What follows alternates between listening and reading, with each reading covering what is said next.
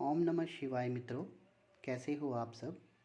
अपने इष्ट की कृपा से सभी सुखी होंगे, स्वस्थ होंगे। दोस्तों, इससे पहले कि आज की वीडियो शुरू करें, सबसे पहले अपने गुरुओं के चरणों में कोटि कोटि वंदन है। गौ माता के चरणों में कोटि कोटि वंदन है। कन्या के चरणों में कोटि कोटि वंदन है। अपने माता पिता के चरणों में कोटि कोटि वंदन है। और 33 करोड़ देवी देवताओं के चरणों में कोटि कोटि वंदन है। दोस्तों, आज का विषय जिस पर मैं आपको जानकारी देने जा रहा हूँ, ये बाकी विषयों से थोड़ा हटकर है। और इस विषय पर इससे पहले कि मैं आपको जानकारी दूँ, उससे पहले मैं आप सबको बता देना चाहता हूँ कि अध्यात्म में जो कुछ भी है वो केवल सिर्फ विश्वास पर टिका हुआ है।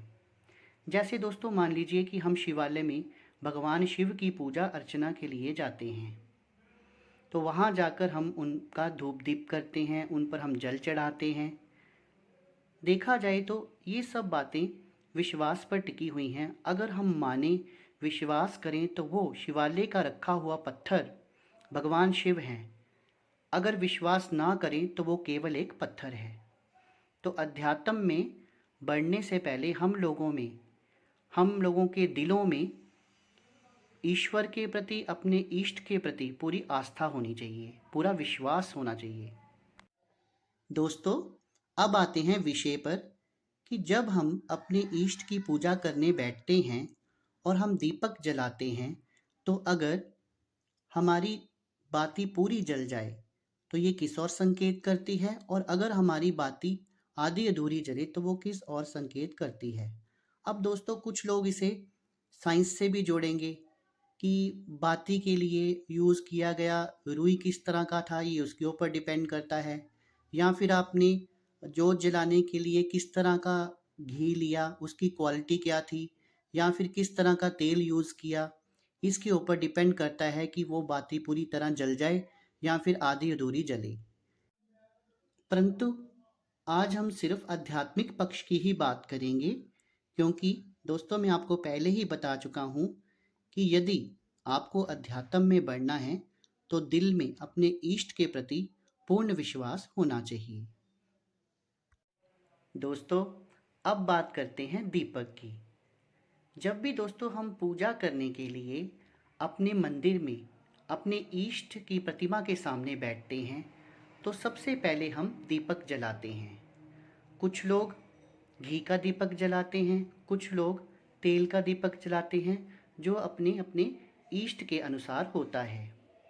अब ये दीपक दोस्तों हमारे इष्ट और हमारे बीच की वो कड़ी है जो हमारे इष्ट के साथ हमको सीधा जोड़ती है। कुछ लोग तो ये भी मानते हैं कि अपने इष्ट के सामने जलाया हुआ दीपक ही इष्ट का द्योतक है। जब हम उनके नाम का दिया जलाते हैं तो उनका कहना है कि इष्ट की शक्ति इस दीपक के अंदर विद्यमान हो जाती है, और उनके साथ चलने वाली शक्तियाँ भी मंदिर में विद्यमान हो जाती हैं, प्रकट हो जाती हैं। जब हम इस इष्ट रूपी दीपक में बाती जलाते हैं तो दोस्तों, कई बार तो बाती पूरी तरह से जल जाती है और कई बार वो बाती आधी अधूरी रह जाती है। तो इस विषय पे चर्चा करेंगे कि अगर वो बाती पूरी जल जाती है तो क्या संकेत है, और अगर वो बाती आधी अधूरी जल जाती है तो क्या संकेत होता है। पहला संकेत, अगर आपकी बाती पूरी तरह से जल जाती है या फिर दीपक जलाते समय उसमें पुष्प का निर्माण होता है, तो आप ये समझ लीजिए कि आपके इष्ट की आपके ऊपर पूरी पूरी कृपा है, आपके इष्ट का आशीर्वाद आपके सिर के ऊपर है। और अपने इष्ट की पूजा करने का आपका जो भी तरीका है, चाहे आप मंत्र जाप करते हैं, चाहे आप उनका धूप दीप करते हैं, चाहे आप उनका ध्यान करते हैं, तो वो आपकी पूजा इस दीपक के माध्यम से आपके इष्ट तक पहुंच रही है। दोस्तों, ये एक सकारात्मकता का संकेत है और इसके अलावा और कोई कड़ी इसमें मौजूद नहीं है। अब बात कर लेते हैं कि अगर हम दीपक जलाएं और बाती आधी अधूरी रह जाती है तो उसका क्या संकेत है।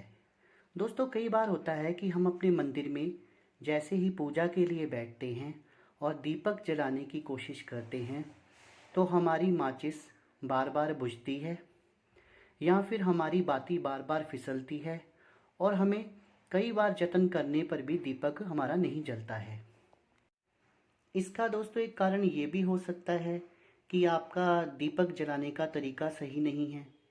अब मैं इसके ऊपर एक अलग वीडियो बनाऊंगा जिसमें दीपक को जलाने की सही विधि क्या है उसके बारे में हम चर्चा करेंगे।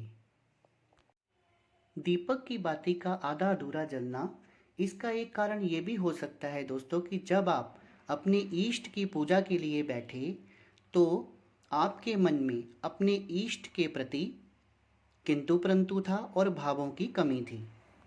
लेकिन दोस्तों पूजा के समय दीपक की बाती का आधा अधूरा जलना, इसके पीछे मुख्य कारण है प्रेत का होना या फिर आपके मंदिर में आपके ऑरा के आसपास नेगेटिविटी का होना।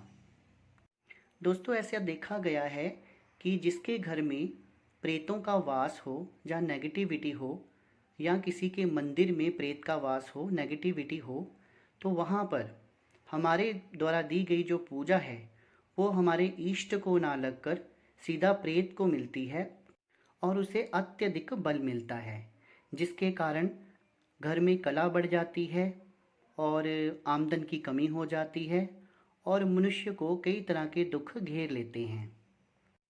तो इसके लिए मित्रों ज़रूरी है कि आप अपने मंदिर को शुद्ध रखें ताकि किसी भी तरह की नेगेटिविटी आपके मंदिर में ना आ पाए। इसके लिए गुग्गल और लुवान का भी धुनी करना चाहिए।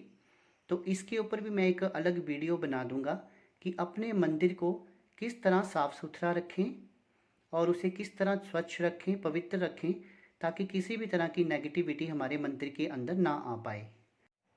अब बात कर लेते हैं कि अगर हमारे दीपक में बाती आधी अधूरी जली रह गई है तो उसका हमें क्या करना चाहिए।